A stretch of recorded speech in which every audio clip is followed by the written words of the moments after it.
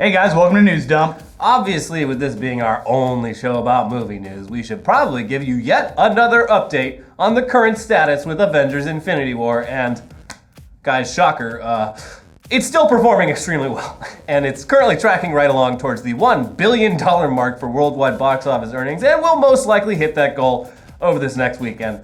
Once these Johnny-come-latelys like Shibby and Phil and Nick get their ass in the theater and watch it. Yeah, well, to be fair, Nick was having a child, another child. Oh, did that thing pop out yet? Yep. Oh, wow. And on the worst weekend possible. God.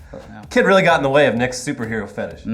Anyway, congrats, Nick. But here at home in the US, the film has already crossed $300 million, which has it tied with Star Wars The Force Awakens for the fastest film to reach that mark. But based on these numbers alone, it means that many of you have already seen the film. It's performing better in its first week than most movies have or will during their entire cinematic runs.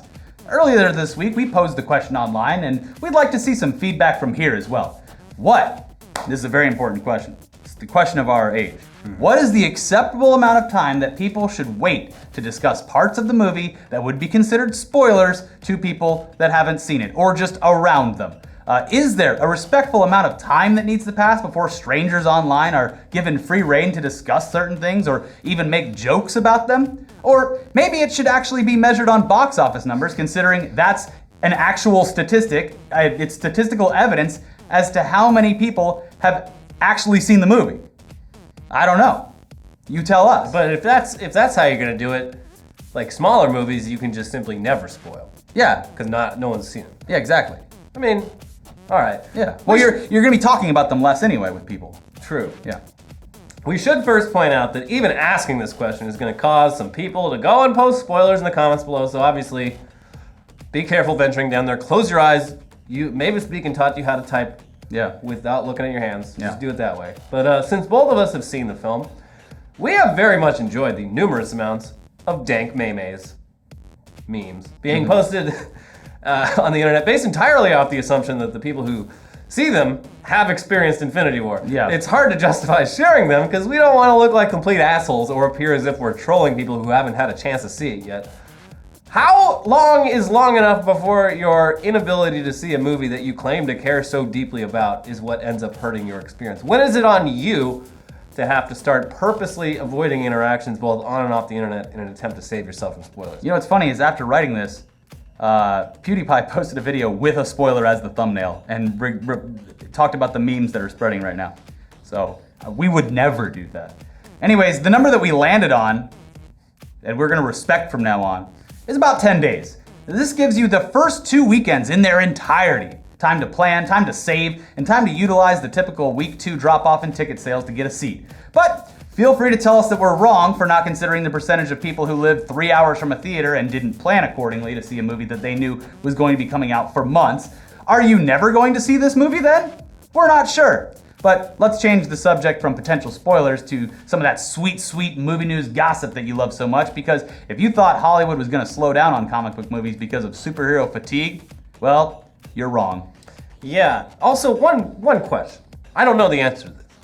People who are like in the military, like over in like Afghanistan, They usually see it first. They'll play it for them, yeah. Okay, I was wondering that, because it's not fair to them, because those guys, like, they have no, like, if they can't see the movie. Well, they're also not sitting on Twitter all day, I would hope. I don't know. And I did have someone on Twitter told me that they saw it early because they were in the military. Good. And they played it at their base because they weren't currently deployed. You guys deserve it. Yeah. Anyway, back to superhero fatigue. If you've got it, too fucking bad, because yeah, we're getting there's more. But luckily, Spawn is not your average superhero, and if memory serves, Spawn actually has a good theatrical track record.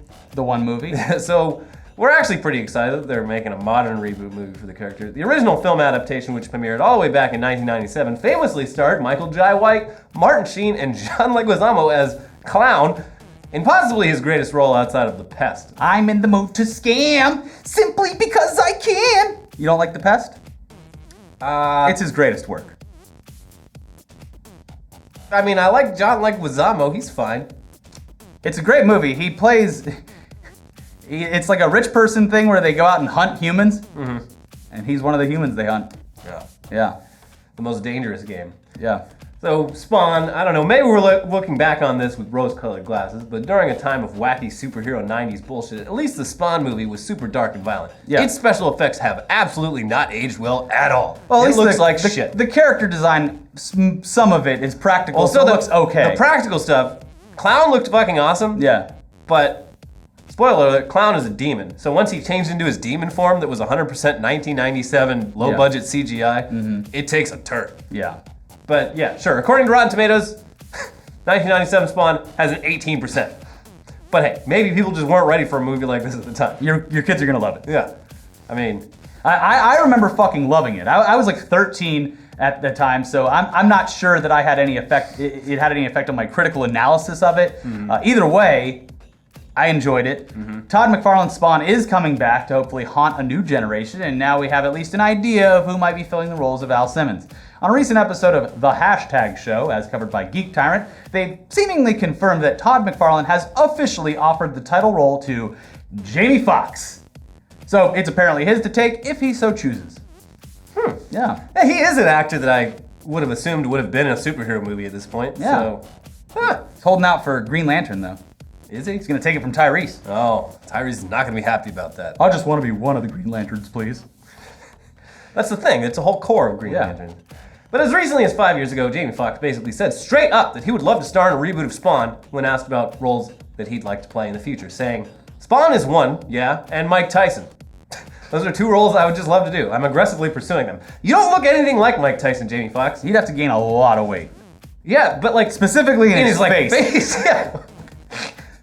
I mean, I wouldn't put past Jamie Foxx to put on like 100 pounds of muscle. Yeah. I could see him doing that, but You can't grow your face. Yeah. It would have to be makeup, and it would not look great. Yeah. He would look like Clown in the Spawn movie. Yeah. No. So anyway, Jamie Foxx hasn't commented on this recent news with the report about his offer stating, quote, Foxx has yet to sign on for the role, and his decision may ultimately be a major factor in how fast this project gets off the ground. Should he or another actor quickly take on the role, however, they'll be sharing the spotlight with another lead. Yeah, McFarlane has already spoken about which character would be the second lead, saying in an interview with comicbook.com last year, There's two big roles in the script. There's obviously sort of Spawn himself, although in a weird way it's not the biggest role. And then there's the cop. The cop is the character Twitch, who's been there since issue number 1. Twitch is the role in this one, and I sort of refer to him as my Sheriff Brody, who is the sheriff in the Jaws movie. Although it was called Jaws, Jaws didn't really talk a lot in his movie, right? He just kind of showed up at the opportune time to make the movie worthwhile. He's kind of skimming over a lot of plot points, and whatever.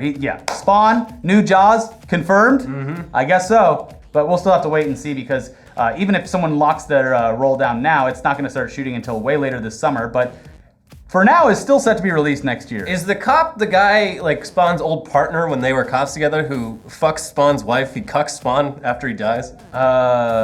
Geez, that'd be a weird pairing for two title roles. I mean, that's what... I think so, I'm pretty sure that's the story. Yeah. Spawn is a cop. Al Simmons is the cop. He dies, goes to hell, and then after he dies, his old partner marries fucking his wife. his widow. Yeah. Yeah. Like that guy Josh Fierstein. Yeah. That's the real Spawn story. Yeah. Oh. Josh Fierstein as Clown confirmed. Oh yeah, he looks like him. The real question here is, can Spawn do anything to surprise audiences 20 years later in a world that already has an over-the-top violent superhero breaking box office records? Probably not. I don't know. We'll have to see. But yeah, we're talking about Deadpool now. You see all these Deadpool tequila ads popping up all over I'm the place? loving the marketing. That's my favorite tequila, or one of my favorite tequilas. Sorry. Yeah. George Clooney is still my number one. Yeah, Casamigos. Damn you, Clooney. You're so good at everything. Yeah, he sold that company for $1 billion. Anyway, speaking of Deadpool, the marketing machine for Deadpool 2 is in full effect, and we're all kind of reaping the rewards as we inch closer and closer to release. Films like this are always refreshing because they have the freedom to do whatever they want without worrying about upsetting traditional blockbuster norms. And this week we got yet another great example of marketing done well when Ryan Reynolds shared a song from the Deadpool 2 soundtrack, performed by an artist who sang what is arguably the biggest song from a movie ever, My Heart Will Go On from Titanic. Yeah, that's correct. Celine Dion, Canada's pride and joy, Elliot, has moved on from Titanic. Took some time away from her Las Vegas shows in order to attach herself. We're gonna get struck if you keep doing that. to attach herself to yet another movie that will most likely be one of the biggest ever. In a tweet sent out Thursday morning, Reynolds shared the song and the music video for Effort Maximal.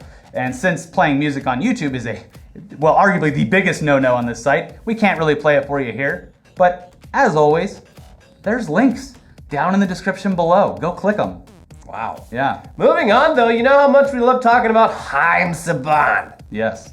But as much as we praised his ability to lock down intellectual property in the early 90s and turn that into a money-making machine, we regret to report that Saban Entertainment has had enough of those Power Rangers. And in a $500 million deal, they've sold the Power Rangers franchise in its entirety to Hasbro. Damn. The toy maker who's also behind the Transformers franchise, G.I. Joe, Battleship, all that shit. Yeah. A real undercard here, though, is that in the deal, Hasbro also acquired the other Saban Entertainment brands like My Pet Monster and Popples. Are these real? Yes. Okay, so keep your eyes peeled for the impending My Pet Monster movie announcement any day now. Yeah. Popples, however, will probably just end up being a city CGI kid show on PBS or Netflix. Sorry, Popples. My Pet Monster, though, should be good. Saban. Yeah, it's a monster. It's basically child's first slave. I mean, I thought Pokemon was child's first slave. That's true. But slavery is a choice, so those Pokemon can leave anytime they want. We got confirmation on that week from Kanye. So. Yeah. Yeah. Oh, hey, by the way, MoviePass continues to spit in the face of capitalism by just giving consumers exactly what they want, to the detriment of the company itself. We reported previously about how much money their parent company had lost in the service. Then earlier this week on Tech News Day, we had an update about a change in the service that would allow new members to only see 4 movies a month. Still, yeah, it was a pretty good deal, sure, but MoviePass looked at the response from its angry current and potential future customers and said, you know what, it's fine. Keep fucking my wife while I watch. Because they have now clarified that the original plan is apparently still in place, and that the other plan, the reduced plan, was just a deal through iHeartRadio, apparently. Guys, we're going out of business either way, so fuck it, let's burn this thing to the ground together. Let's have a big party. Yeah. Yeah, this is strange marketing for sure, but whatever. Let's just let the CEO, Mitch Lau, explain, thanks to an interview that he did with Variety this week. Here's what he had to say. We never plan to abandon the flagship product that everybody loves. Anytime we've done a promotional package, we've taken the monthly plan off our site. It's marketing 101. We wanted to focus everybody on this partnership promotion. If people knew the movie a day plan was coming back, they might not be interested in the iHeartRadio deal. I don't know. What? I don't understand. I think you're lying. I don't understand the deal. What's the deal? It's not like a better. Usually, worse deal. Usually, it's a better deal, and that's why the people don't sign up for the other deal because it's worse. Because it's like, oh, as an iHeartRadio, I guess maybe they have a paid membership or something. I'm going to get access to a better MoviePass deal, but instead it was worse. Which just, I think, is just saying how stupid fans of iHeartRadio are. Yeah. Look how gullible these It's marketing 101. You temporarily make your product way less desirable and piss off your customer base. And then you come in like a hero to change it back. I mean, whatever, buddy. We say this every time we talk about MoviePass, but y'all better get on this deal and fucking wring them dry before they go out of business, because it is inevitable. You have the power to fuck up an industry, so go do it while you can. Yes. Damn it. Now, for trailers this week, the only trailer you need to see is obviously the latest trailer for Ant-Man and the Wasp, which gives you an even deeper look into what we're going to see this summer when it's released. The sight gags revolving around constantly shrinking and growing objects in this universe to use against their enemies looks like it will be just rampant, and it should at least be fun to watch this time around, and exciting to see what they come up with before that whole joke runs its course and becomes tired.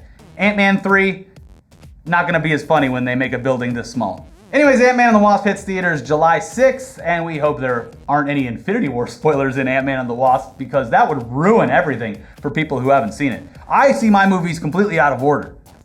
Please don't spoil it. Yeah. Oh, can you believe Ant-Man, a movie that came out 3 months after Infinity War, had references to it? Guys, what the hell? Jesus. You're ruining this for all the true Marvel fans that wait 6 months to watch all their movies. Everyone who hasn't seen Infinity War, don't stay after the credits for Ant-Man. They fucking spoil everything. Boo. 0 out of 10. Anyways, watch a brand new episode of Weekly Weird News and a brand new episode of Tech News Day. Go subscribe to our Twitch channels, and we'll see you next time. Bye.